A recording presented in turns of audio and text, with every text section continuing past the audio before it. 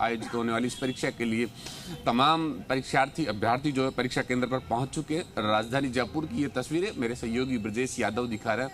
सुरक्षा को लेकर माकूल व्यवस्था, कर्मचारी चयन बोर्ड ने तमाम व्यवस्थाएं दुरुस्त की है और 3 लेयर जांच के साथ परीक्षार्थियों को परीक्षा केंद्र में प्रवेश दिया जा रहा है। हालांकि सर्दी को देखते हुए चयन बोर्ड ने इस बार परीक्षार्थियों को थोड़ी सी राहत दी है। शूज और फुलास्तीन की शर्ट, जैकेट या जर्सी ऊनी कपड़े अलाउ किए हैं। महिला अभ्यर्थियों के लिए भी सेम छूट दी है। तो ये सर्दी को देखते हुए, कड़ाके की ठंड को देखते हुए अभ्यर्थियों के लिए बड़ी राहत। 4 दिन के लिए पेपर होगा। राजधानी जयपुर में पहले पेपर के लिए, जो कि सामान्य शिक्षा L1 का पेपर है, उसके लिए 140 परीक्षा केंद्र बनाए गए हैं। 140 परीक्षा केंद्रों पर राजधानी में लगभग 2,41,000 अभ्यर्थी परीक्षा दे रहे हैं। ये पहले दिन का काउंटडाउन है। कल हालांकि तमाम जो 4 दिन का टेन्योर है, इसके लिए राजधानी जयपुर में सबसे ज़्यादा परीक्षा केंद्र बनाए गए हैं। कल 145 परीक्षा केंद्र हैं और दोनों पारियों में, दूसरी पारी में भी सेम परीक्षा केंद्र बनाए गए हैं और कल लगभग 53,000 अभ्यर्थी राजधानी जयपुर में परीक्षा देंगे। लगातार 4 दिन तक आयोजित होने वाली इस परीक्षा में सुरक्षा पर विशेष फोकस रहेगा। पहले दौर में पुलिस के द्वारा जांच किया जा रहा है, उसके बाद में स्टाफ और फिर बायोमेट्रिक फेस रिकॉग्नाइजेशन के साथ में अभ्यर्थियों को अंदर प्रवेश दिया जा रहा है। राजधानी जयपुर के महात्मा गांधी गांधीनगर स्कूल की ये अभय पारिक बालिका स्कूल की तस्वीरें हैं जो मेरे सहयोगी दिखा रहे हैं। स्कूल प्रशासन है, शिक्षा विभाग का स्टाफ है और राजस्थान पुलिस की टीम है।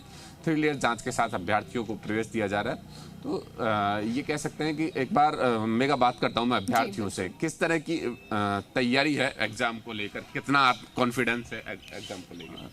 कॉन्फिडेंस बहुत अच्छा है। अच्छा, अधिकांश पेपर आउट होते थे पहले परीक्षाओं में, अब क्या लग रहा है? अभी तो ऐसे लग रहा है कि न के बराबर हो गया, लगभग न के बराबर है। अब कॉन्फिडेंट है एग्जाम, लेकिन अंदर क्या हो रहा है ये पता नहीं है। अंदर जो कंट्रोल रूम है उसके अंदर पता नहीं है क्या हो रहा है। अंदर क्या हो रहा है वो तो पता चलेगा भी नहीं। लेकिन जो पेपर आउट डमी अभ्यर्थी जो बैठते थे उसको लेके क्या उनको वो नील हो गए, नकल कसी जा चुकी है। हाँ बिल्कुल। जो अब तक जो डमी अभ्यर्थी परीक्षा में बैठते थे, क्या कहेंगे उसको लेकर, जो पेपर आउट हुए लगातार? उधर देखिए मेगा, कहीं ना कहीं कॉन्फिडेंस है अभ्यर्थियों का भी, जो देखा जा सकता है कि अब तक जो डमी अभ्यर्थी बैठा आपके पास आप और अभ्यर्थियों से भी बात कीजिएगा, लेकिन उससे पहले जोधपुर का रुख कर लेते हैं। राकेश भी हमारे साथ जुड़े हुए हैं। राकेश, जोधपुर से क्या कुछ तस्वीरें हैं, कितने केंद्र, कितनी तैयारियां? मेगा, निश्चित रूप से बात करें, तृतीय श्रेणी अध्यापक भर्ती परीक्षा जो है 4 दिनों के लिए आयोजित हो रही है और मैं बात करूं अभी प्रथम लेवल की जो है वो एग्ज़ाम शुरू होने वाला है कुछ देर बाद, यानी कि 10 बजे ठीक एग्ज़ाम शुरू होगा। कैमरा सहयोगी आपको यहाँ की तस्वीरें दिखा रहा है। मैं श्री उम्मेद कन्या सीनियर सेकेंडरी स्कूल जो सोचती गेट पर स्थित है वहाँ खड़ा हूँ इस समय। देखिए अभ्यर्थियों को जो है प्रवेश देने का कार्य शुरू हो चुका। अब निश्चित रूप से लगातार जो है, क्योंकि रात 9 बजे तक एंट्री का समय है और ऐसे में निश्चित रूप से लंबी लंबी कतारें आपको नज़र आ रही है। लगातार जो है फर्स्ट लेवल के लिए जो अभ्यर्थी एग्ज़ाम देना चाह रहे हैं उनकी कतारें लगी हुई है और 3 लेयर व्यवस्था में देखिए इनकी जांच पड़ताल के बाद ही इनको अंदर भेजा जा रहा है। अगर बात करूं मैं मोटे तौर पर जोधपुर की, तो 4 दिनों के लिए 391 केंद्र बनाए गए हैं जिसमें करीब 1,21,000 अभ्यर्थी जो टोटल एग्ज़ाम देंगे। और आज की अगर बात करूं तो टोटल 75 परीक्षा केंद्र है आज की डेट के, जिसमें करीब 23,000 अभ्यर्थी जो है आज एग्ज़ाम के लिए जो अपेयर होंगे। तो निश्चित रूप से लगातार जो है एग्ज़ाम को लेकर सुबह से अच्छी व्यवस्थाएँ हैं। मैं लगातार जिस तरीके से लगातार यहाँ की क्या क्या व्यवस्था है उस पर भी मैं यहाँ के अधीक्षक से बात करने का प्रयास करूँगा। निश्चित रूप से 3 लेयर व्यवस्था है। पहले मेटल की जांच की जा रही है, उसके बाद एग्जाम के अंदर प्रवेश के बाद अंदर फिर जांच की जा रही है और उसके बाद जो है फेस रिकॉग्नाइजेशन किया जाता है। तो निश्चित रूप से लगातार जो है अभ्यर्थियों की पूरी जाँच पड़ताल के बाद ही उन्हें प्रवेश दिया जा रहा है। यहाँ की क्या व्यवस्थाएँ हैं यहाँ को लेकर भी मैं लगातार बात करूँ। सर किस तरह को लेके आ रहा हूँ प्रवेश पत्र लगातार, सर किस तरीके की व्यवस्थाएं की गई है, क्या व्यवस्था है उसके बारे में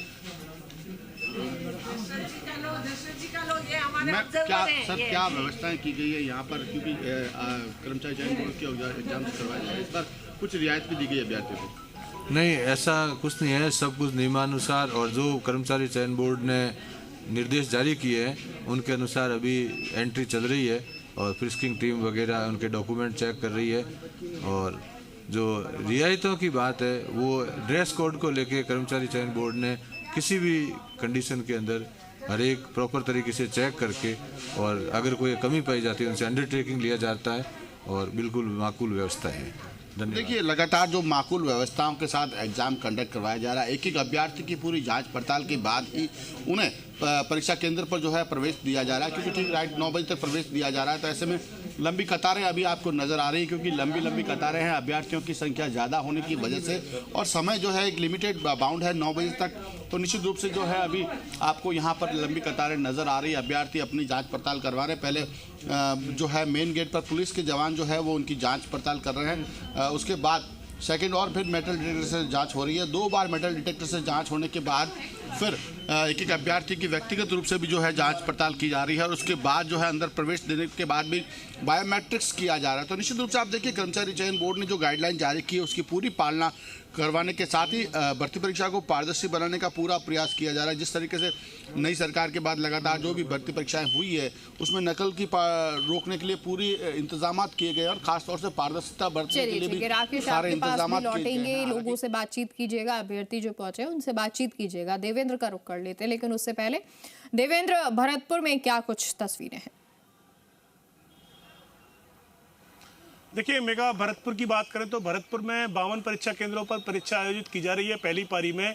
इसके अलावा सबसे बड़ी बात यह है कि सभी तरह के जो कर्मचारी चयन बोर्ड की जो गाइडलाइन है उनकी पालना की जा रही है। जो परीक्षा के कोऑर्डिनेटर हैं एडीएम घनश्याम शर्मा, वो सारी व्यवस्थाओं को देख रहे हैं। इसके अलावा 9 सतर्कता दल बनाए गए, जिनमें एक आरएएस अधिकारी, एक आरपीएस अधिकारी और एक शिक्षा विभाग के अधिकारी को रखा गया है। वो सभी फ्लाइंग की चेक कर रही है।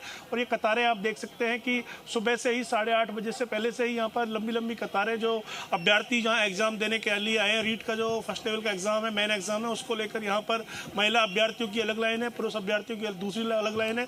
अलग अलग व्यवस्थाएं, सभी को चेकिंग के बाद में 3 लेयर चेकिंग हो रही है। उसके बाद में मेटल डिटेक्टर से जांच हो रही है और उसके बाद प्रवेश दिया जा रहा है।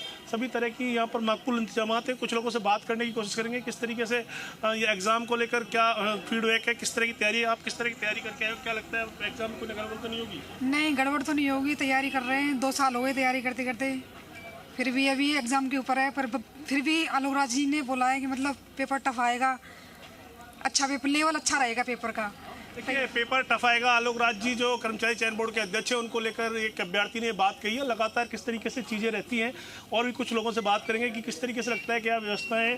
सर्दी का मौसम, कितने बजे घर से निकले एग्जाम देने के लिए? घर से मैं सुबह 8 बजे निकला था, यहीं पे था रात। इस बार एग्जाम को लेकर किस तरह की फीडबैक है, क्या लगता है कोई गड़बड़ तो नहीं होगी? नहीं, कोई गड़बड़ नहीं, अच्छा फीडबैक आ रहा है। पेपर सारे अच्छे तरीके से हो रहे हैं, वेल ऑर्गेनाइज्ड। देखिए, एक बड़ा संतोष अभ्यर्थियों के अंदर है, क्योंकि सूबे की सरकार, भजनलाल सरकार ने जो एग्जाम कराए हैं, अभी तक कोई भी किसी तरह की कोई गड़बड़ी सामने नहीं आई है। परीक्षा को लेकर जिस तरीके से सरकार ने सख्ती बरती, और उसी का नतीजा है कि सरकार को लेकर जो अभ्यर्थी है उनके अंदर एक विश्वास पैदा हुआ है कि अब कोई गड़बड़ नहीं होगी, एग्जाम अच्छे तरीके से होगा। और यही बड़ी बात है कि परीक्षार्थियों के अंदर जो विश्वास है, जो पिछले कुछ दिनों में जो खो गया था, वो विश्वास इस सरकार ने कायम किया है। और इस विश्वास की वजह है कि अभ्यर्थी खुद बोल रहे हैं कि हमें कोई गड़बड़ी की आशंका नहीं है, एग्जाम अच्छा होगा, सरकार अच्छा कर रही है। कर्मचारी चयन बोर्ड के जो अध्यक्ष है वो भी अच्छा काम कर रहे हैं, और एक तरीके से जो कहे कि कॉन्फिडेंट होकर वो एग्जाम देने आए। हालांकि लगता है कि पेपर टफ होगा, लेकिन लगता है कि फेयर होगा। जी मेगा। और अभ्यर्थियों से भी बात करेंगे, और बात कर लेते हैं, दिनेश का रुख कर लेते हैं जयपुर। दिनेश, अब अभ्यर्थियों से बात करें, और महिला अभ्यर्थी हूँ तो जरा उनसे भी बातचीत कीजिए।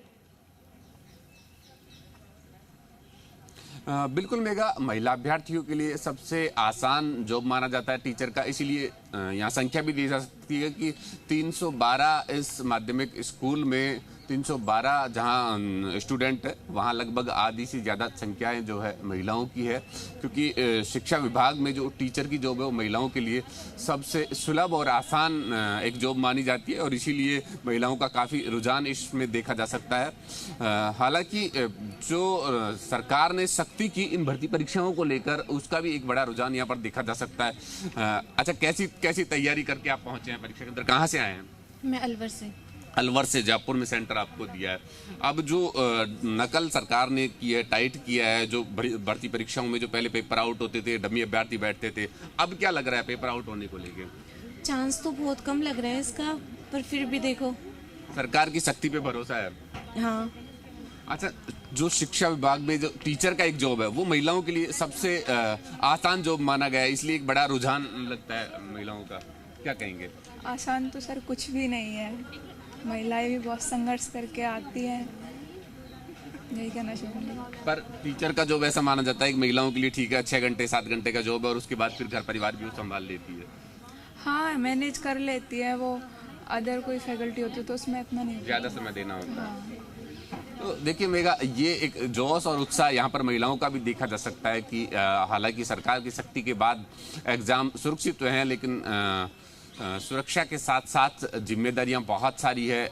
अलवर सहित अलग अलग जिलों से महिलाएं यहाँ पर एग्जाम देने के लिए पहुंची है। अब व्यापारिक जो स्कूल है महात्मा गांधीनगर का ये सीनियर सेकेंडरी बालिका स्कूल है, जहाँ पर ये तस्वीरें देखी जा सकती है।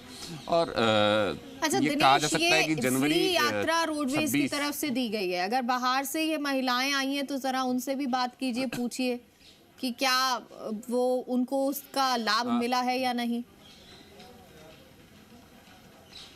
बिल्कुल, महिला 2026 की ये पहली परीक्षा, भर्ती परीक्षा और सबसे बड़ी परीक्षा कही जा सकती है, क्योंकि 4 दिन तक आयोजित होने वाली इस भर्ती परीक्षा में लगभग 10 लाख अभ्यर्थी, 9,64,000 अभ्यर्थी इसके लिए पंजीकृत हैं, जो कि प्रदेश भर में परीक्षा देंगे।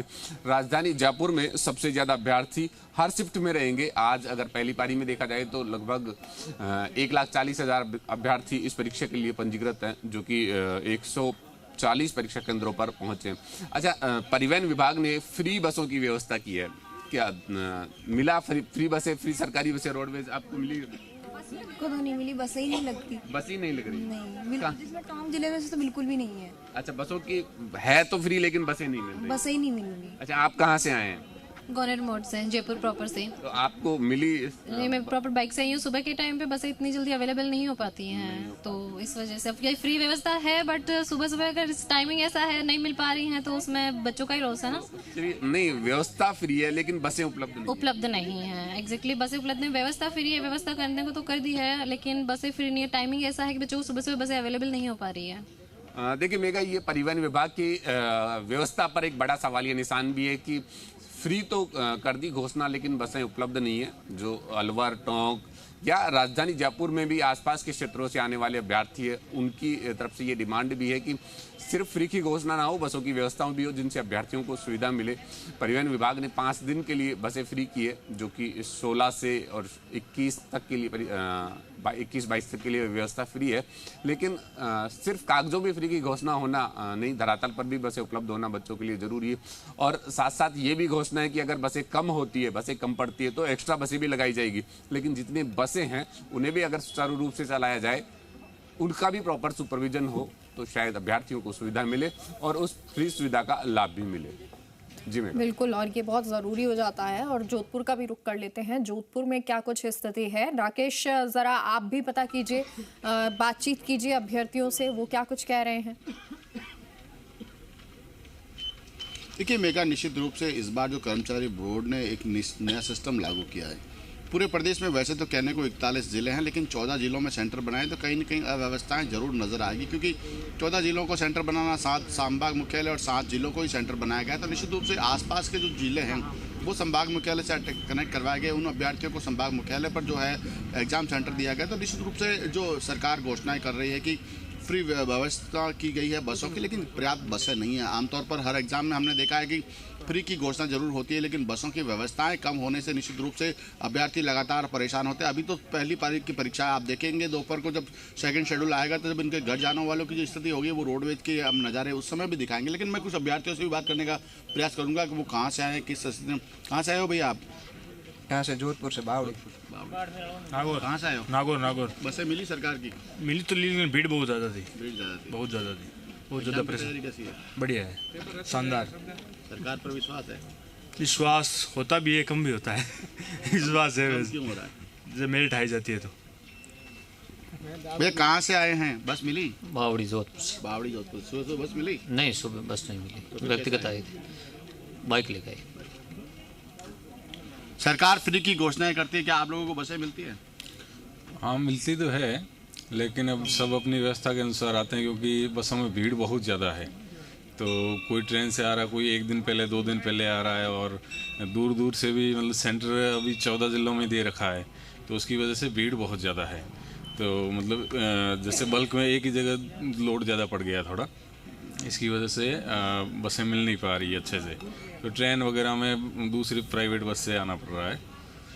तो मैं क्या लगातार बसों की व्यवस्थाओं की बात जरूर कर रहे हैं हम, लेकिन जिस तरीके से एक दिन में एक साथ एग्जाम कंडक्ट करवाया जाता है तो निश्चित रूप से बसें जितनी होनी चाहिए उतनी पर्याप्त बसें नहीं। ऐसे में अभ्यर्थी खुद अपने लेवल पर कई व्यवस्थाएं करते हैं, निश्चित रूप से कई अन्य साधनों से जो है सेंटर। मैम, क्या व्यवस्थाएं की गई इस बार एग्जाम को लेकर? कुछ सर, सारी व्यवस्थाएं की गई है, जो जो इंस्ट्रक्शन हमको दिए गए उन सबको पूरा किया गया है, और आप भी देख रहे हैं कि किस तरह से मैं भी साथ में खड़ी हूँ और मेरी टीम भी साथ में खड़ी है। Thank you.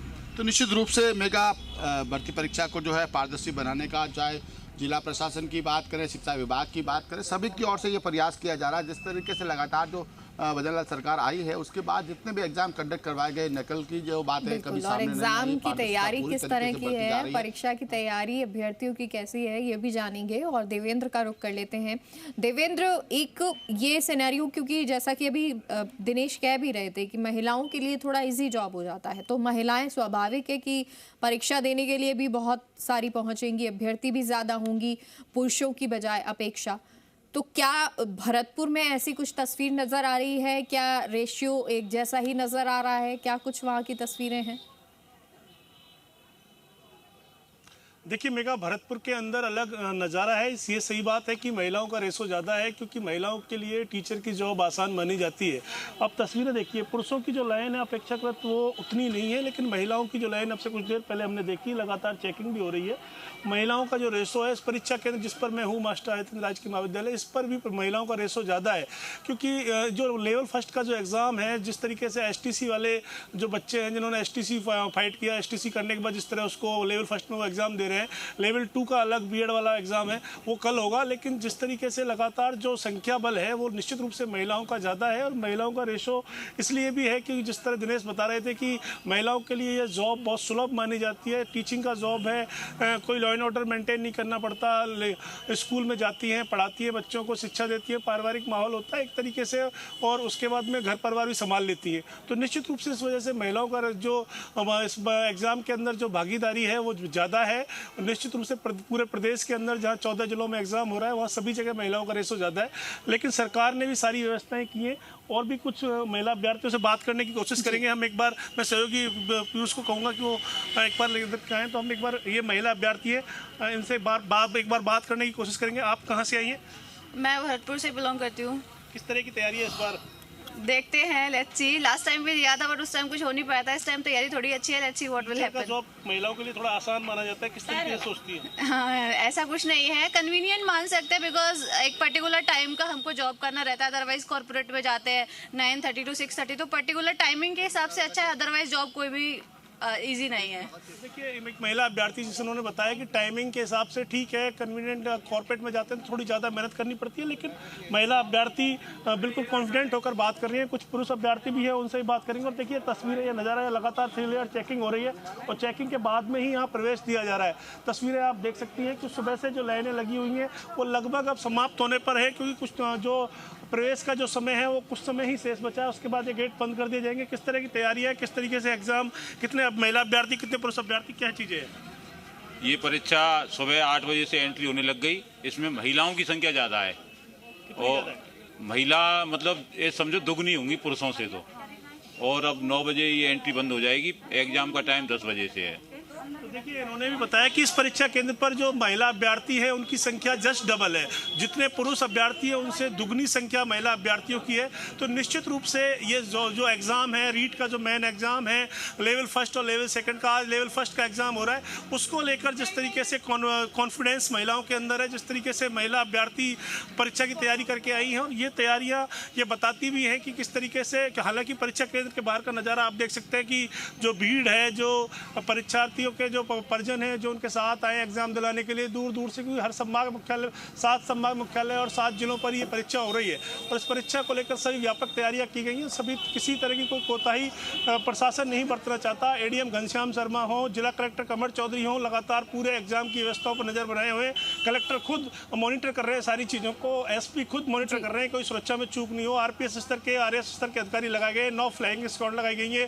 केंद्र अधीक्षक बामन है, बामन परीक्षा केंद्र पर आज एग्जाम हो रहा है, तो सभी तरह की व्यवस्थाएं हैं। हालांकि रोडवेज को लेकर, यातायात को लेकर, क्योंकि परीक्षार्थियों को थोड़ी परेशानी जरूर भुगतनी पड़ी, क्योंकि कई जगह बसें नहीं मिल पाई, कहीं ऑटो से सफर करना पड़ा, कहीं निजी वाहनों से सफर करना पड़ा। आज भरतपुर के अंदर तो जो विजिबिलिटी है फॉग की वजह से वो भी थोड़ी सी, उसने भी लोगों को परेशान किया। सर्दी भी बिल्कुल, सर्दी का असर भी है, तो वहीं थोड़ी बहुत असुविधाएं भी हैं, लेकिन फिलहाल अभ्यर्थी पहुंचे हुए हैं और जो अभ्यर्थी नहीं पहुंचे उनको जी राजस्थान तो यही कहेगा जल्द से जल्द पहुंच जाएं, क्योंकि अब जल्दी गेट भी बंद होने वाला है। बहुत बहुत शुभकामनाएं सभी अभ्यर्थियों को और बहुत बहुत शुक्रिया आप सभी सहयोगियों का।